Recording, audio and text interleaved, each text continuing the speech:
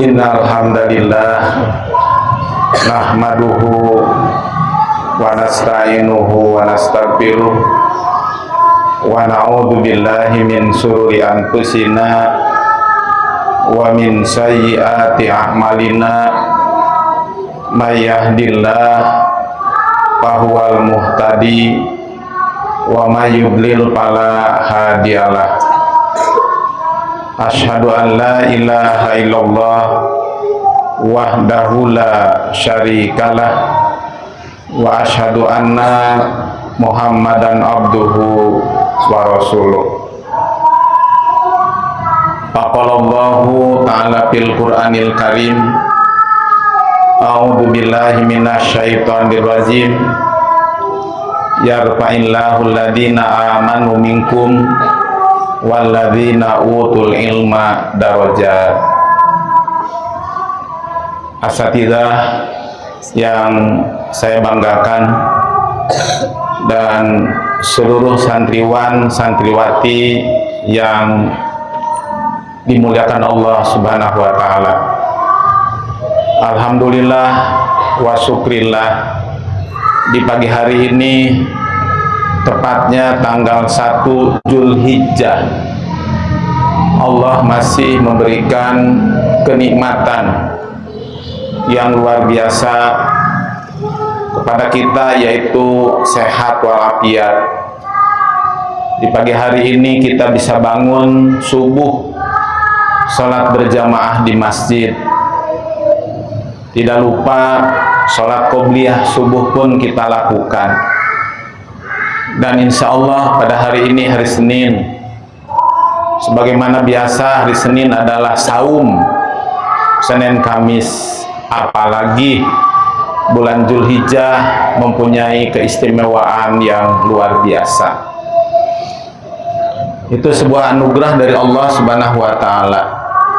Tentu berbeda dengan orang-orang selain kita. Mereka belum tentu tahu hari Senin ini adalah tanggal 1 bulan Zulhijjah. Namun kita barangkali sudah berkali-kali asatidzah mengingatkan kepada kita bahwa Zulhijjah akan datang, dan ternyata berdasarkan hisab dan ru'yat yang diumumkan oleh Kementerian Agama tadi malam adalah hilal sudah terlihat di atas 3 derajat dan ditetapkan hari ini adalah tanggal 1 Zulhijjah. Nah, tentunya bagi kita semua bahwa di dalam Islam itu atau dalam Al-Quran disebutkan ada 4 bulan hurum atau bulan-bulan yang dimuliakan. Bulan yang dimuliakan dalam Al-Quran sebagaimana juga dijelaskan oleh Ibnu Abbas dalam tafsirnya, bahwa 4 bulan itu adalah, yang pertama adalah bulan Muharram, bulan awal dalam Islam. Kemudian yang kedua adalah bulan Dzulqa'dah yang sudah selesai kemarin, yaitu bulan yang ke-11. Kemudian sebelum 11 ada bulan Rajab terlebih dahulu, bulan Rajab. Udah Rajab baru Dzulqa'dah, Dzulqa'dah baru Zulhijjah. Itulah bulan-bulan yang dijelaskan dalam Al-Quran, 4 bulan yang dimuliakan. Sehingga banyak kita sering membaca, mendengar tentang keistimewaan bulan tersebut. Sampai-sampai ada mengatakan bulan Rajab saum selama 1 bulan. Termasuk bulan Zulhijjah saum 10 hari. Kalau Muharram tidak disebutkan ada saum sebulan, Dzulqa'dah pun tidak. Namun perlu barangkali diketahui oleh kita, sekarang tanggal 1, memang mereka mengatakan bahwa selama 10 hari itu pada saum. Padahal harus ingat di tanggal 1 sampai 10 itu ada satu hari yang diharamkan melaksanakan saum, melaksanakan puasa, yaitu tanggal 10 Zulhijjah. Kalau kita mengetahui tentang wajib saum, bulan apa saja saum itu wajib? Tentu bulan Ramadan.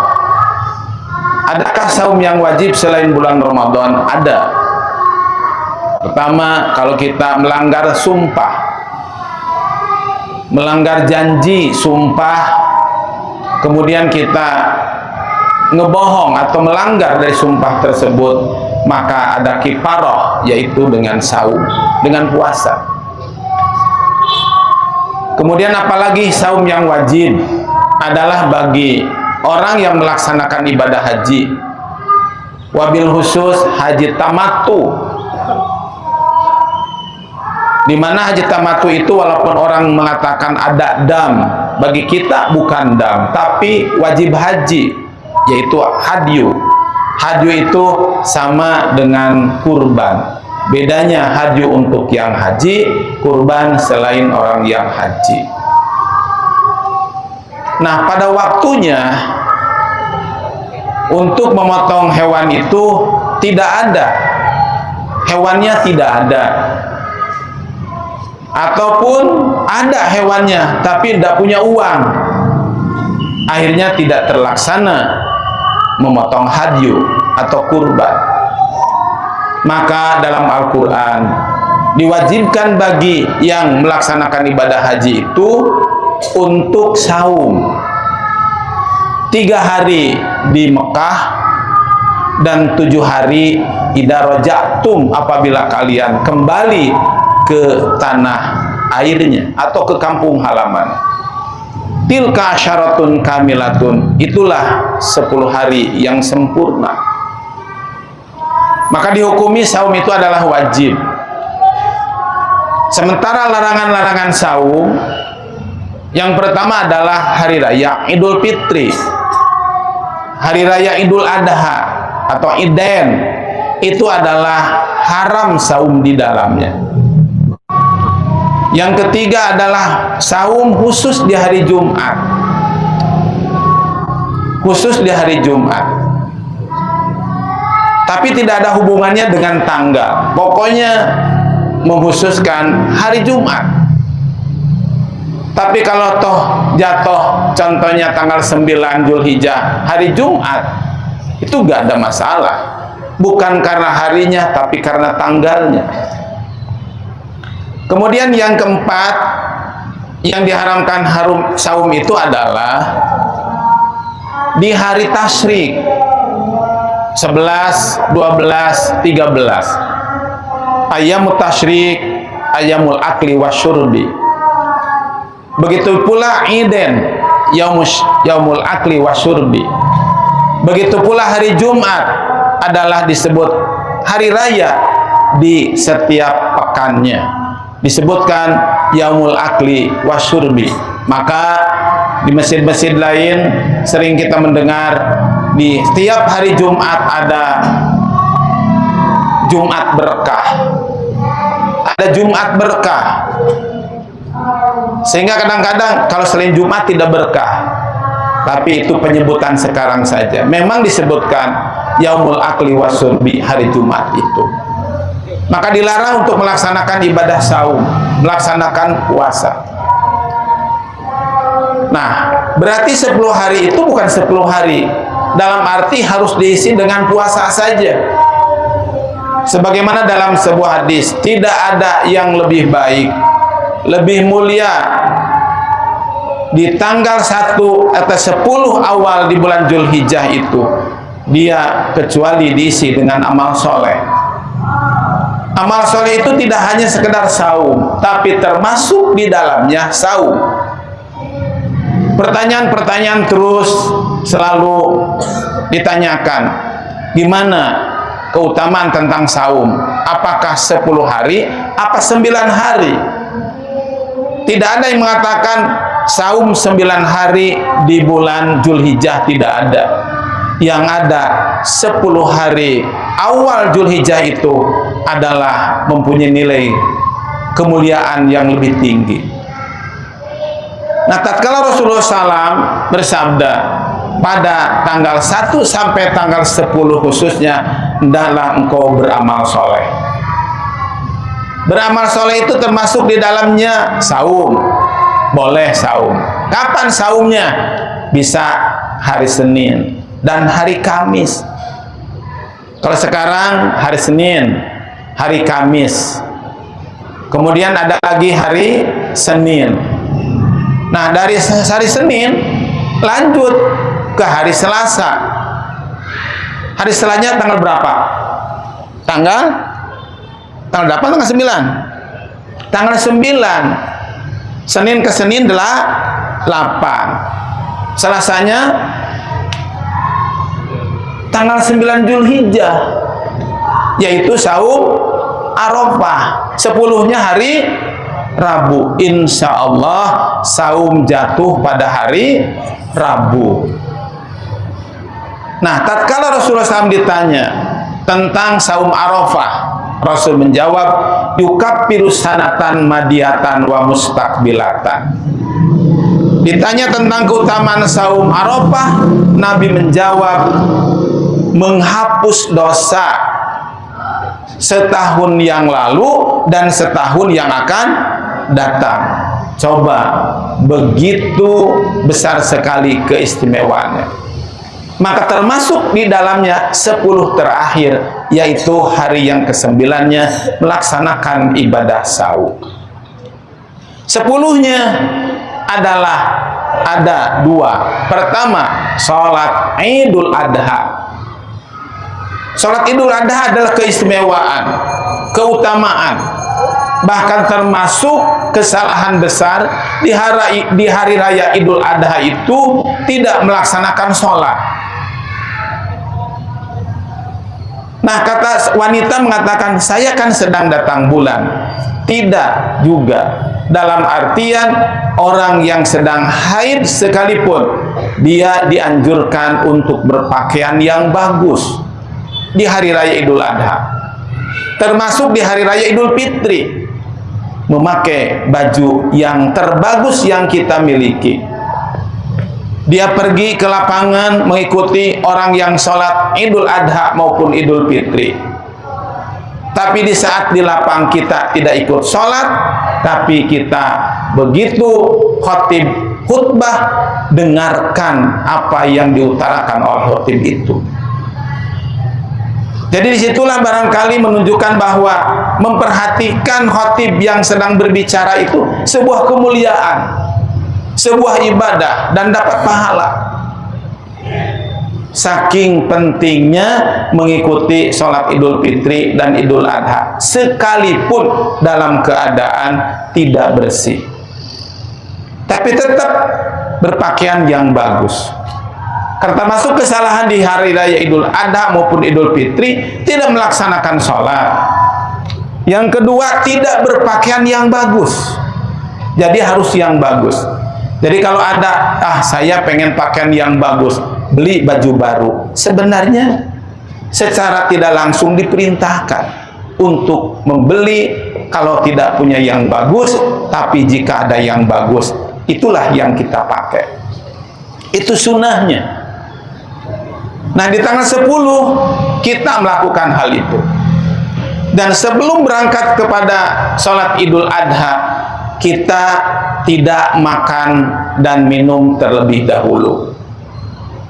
Kalau orang bilang puasa dulu, bukan. Kalau puasa itu min tulu'il fajri ila ghurubis syamsi. Yang disebut dengan puasa itu adalah tidak makan dan tidak minum min tulu'il fajri ila ghurubis syamsi. Mulai terbitnya fajar sampai terbenamnya matahari. Tapi di situ adalah tidak makan dan tidak minum, berangkat Idul Adha sampai selesai khotib khutbahnya, baru disunahkan untuk makan dan minum. Kenapa saya mengatakan menahan makan dan minum tidak puasa? Karena apakah ada doanya setelah Idul Adha, khotib selesai, kemudian baca doa dhahabat doma'u, ada enggak? Kan enggak ada.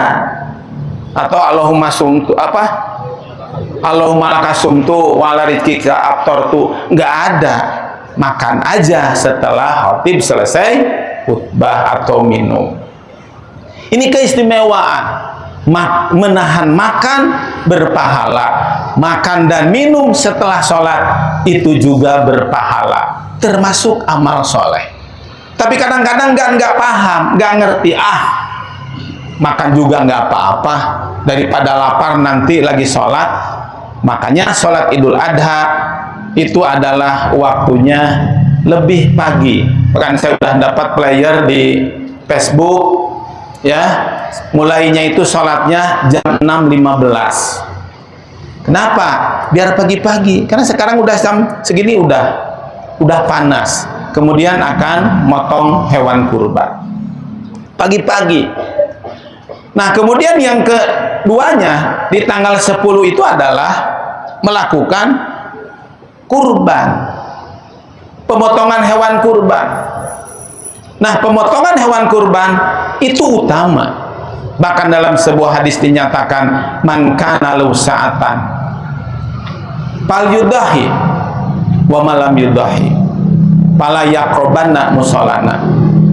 Siapa orang yang punya kemampuan tentang harta tentunya, maka hendaklah berkurban atau memotong hewan kurban.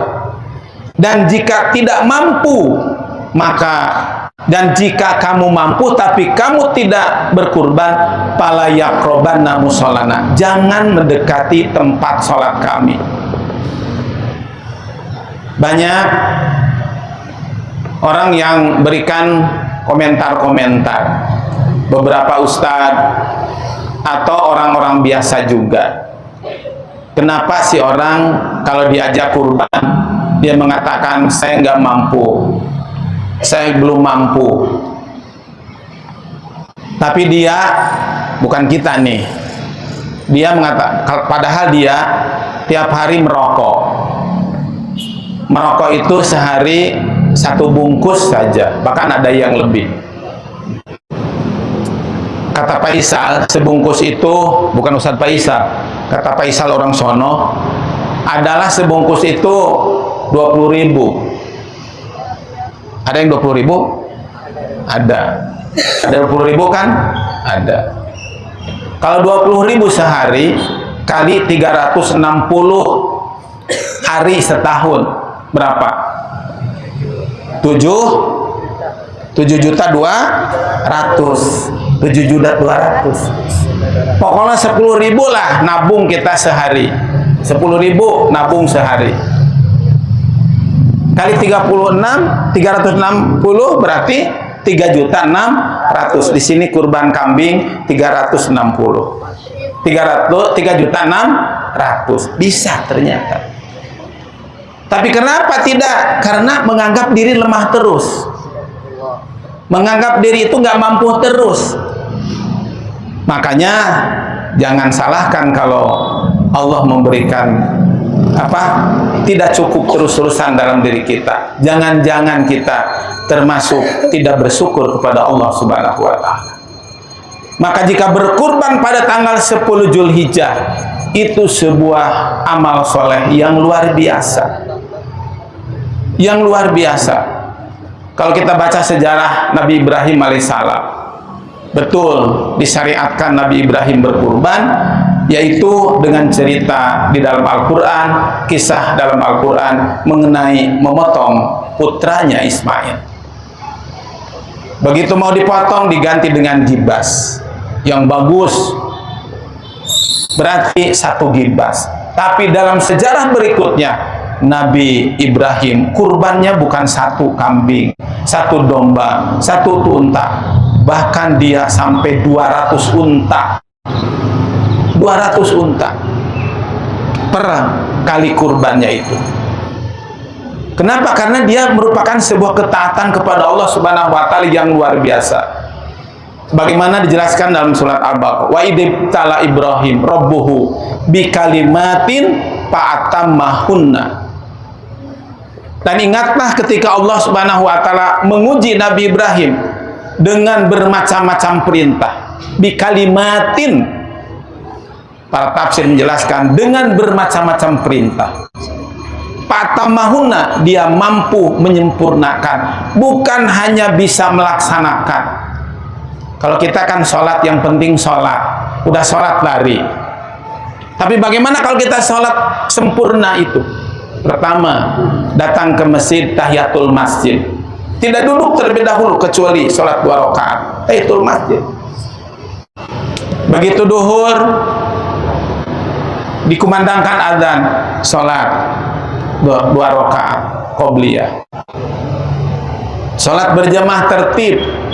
Begitu sholat berjamaah tidak pindah ke tempat lain kecuali dia berzikir dan berdoa. Sudah berdoa, ba'diyahnya. Setelah itu meninggalkan. Artinya tertib, tidak tergesa-gesa dan tidak terburu-buru. Barangkali untuk tingkatan kita seperti itu minimal. Tapi Nabi Ibrahim alaihissalam bukan hanya sekedar mampu mengerjakan perintah Allah, tapi mampu menyempurnakan segala perintah Allah Subhanahu wa Ta'ala.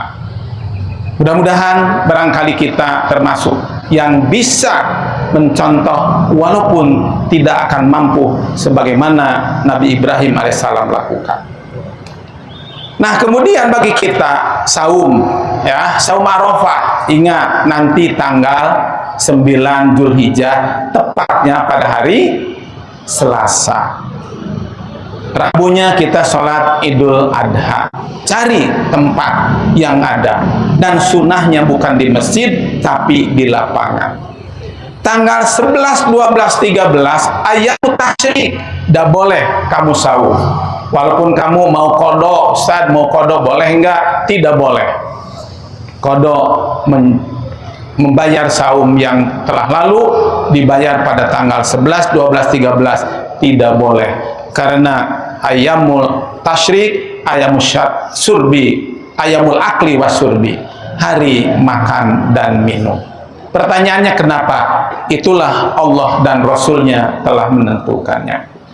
Nah, barangkali demikian, itulah beberapa hal yang saya sampaikan tentang keistimewaan di bulan Zulhijjah. Mari kita laksanakan.